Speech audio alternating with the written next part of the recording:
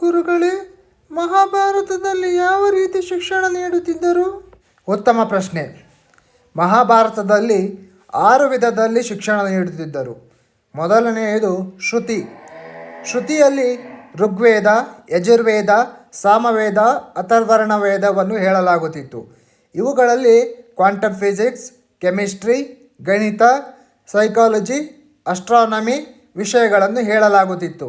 ಇದರ ಜ್ಞಾನವನ್ನು ನೀಡಲಾಗುತ್ತಿತ್ತು. ಮತ್ತು ಉಪವೇದಗಳು ಬ್ರಾಹ್ಮಣ, ಸಂಹಿತ, ಉಪನಿಷತ್ತು, ಆರಣ್ಯಕ ಇವುಗಳ ಮುಖಾಂತರ ಸ್ವರಶಾಸ್ತ್ರ, ವ್ಯಾಕರಣ, ಭಾಷಾಶಾಸ್ತ್ರ, ವಿದ್ವತ್ತು, ಜ್ಯೋತಿಷ್ಯಶಾಸ್ತ್ರ, ಧರ್ಮಾಚರಣೆ ಈ ವಿಷಯಗಳ ಜ್ಞಾನಗಳನ್ನು ಇವುಗಳ ಮೂಲಕ ನೀಡಲಾಗುತ್ತಿತ್ತು. ಮುಂದಿನದು ಸ್ಮೃತಿ. ಸ್ಮೃತಿ ಮುಖಾಂತರ ಸೃಷ್ಟಿ ಮೂಲವನ್ನು ತಿಳಿಸಲಾಗುತ್ತಿತ್ತು. ಅದರ ಮುಂದಿನದು ಪುರಾಣ. ಪುರಾಣದ ಮುಖಾಂತರ history of creations of cosmos, history of creation of nods, history of evolution of life, history of substance of life, history of time scale, history of lineage, history of dynasty, history of cosmography, history of prime causes, history of supreme being ಈ ಮೇಲಿನ ವಿಷಯಗಳನ್ನು 18 ಪುರಾಣಗಳಲ್ಲಿ ಹೇಳಲಾಗುತ್ತಿತ್ತು. ಅದರ ಮುಂದಿನದು ಇತಿಹಾಸ. ಇದರಲ್ಲಿ ರಾಮಾಯಣ ಹಾಗೂ ಮಹಾಭಾರತದಲ್ಲಿರುವ ವಿಜ್ಞಾನ ಹಾಗೂ ಸೈಕಾಲಜಿ ಜ್ಞಾನವನ್ನು ನೀಡಲಾಗುತ್ತಿತ್ತು. ಅದರ ಮುಂದಿನದು ಆಗಮ.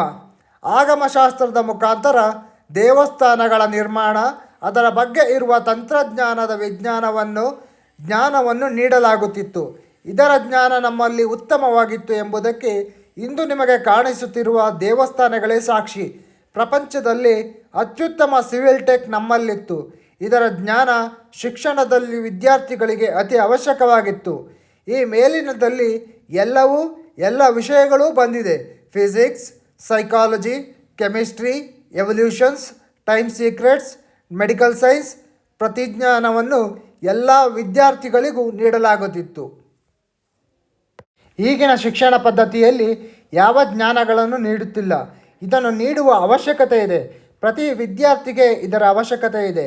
ನೀಡುತ್ತಿದ್ದ ವಿಷಯಗಳ ಜ್ಞಾನ ಖಗೋಳ ವಿಜ್ಞಾನ, ಧನುರ್ವಿದ್ಯೆ, ಆಯುರ್ವೇದ ಜ್ಞಾನ, ಸಂಗೀತ ಜ್ಞಾನ, ಜ್ಯೋತಿಷ್ಯ ಜ್ಞಾನ, ಪ್ರಾಣಿಗಳ ಬಗ್ಗೆ ಜ್ಞಾನ, ಸಸ್ಯಗಳ ಬಗ್ಗೆ ಜ್ಞಾನ, ವಾಸ್ತುಶಿಲ್ಪ ಜ್ಞಾನ, ನಾಟ್ಯ ಜ್ಞಾನ, ಶಬ್ದಗಳ ಬಗ್ಗೆ ಜ್ಞಾನ, ಶಸ್ತ್ರಕ್ರಿಯೆ ಬಗ್ಗೆ ಜ್ಞಾನ, ಗಣಿತದ ಬಗ್ಗೆ ಜ್ಞಾನ, ಅರ್ಥವ್ಯವಸ್ಥೆ ಬಗ್ಗೆ ಜ್ಞಾನ ಮೇಲಿನ ಎಲ್ಲ ಜ್ಞಾನಗಳನ್ನು ಒಬ್ಬ ವಿದ್ಯಾರ್ಥಿಗೆ ನೀಡಲಾಗುತ್ತಿತ್ತು ಒಂದೇ ಶಿಕ್ಷಣ ಪದ್ಧತಿಯಲ್ಲಿ.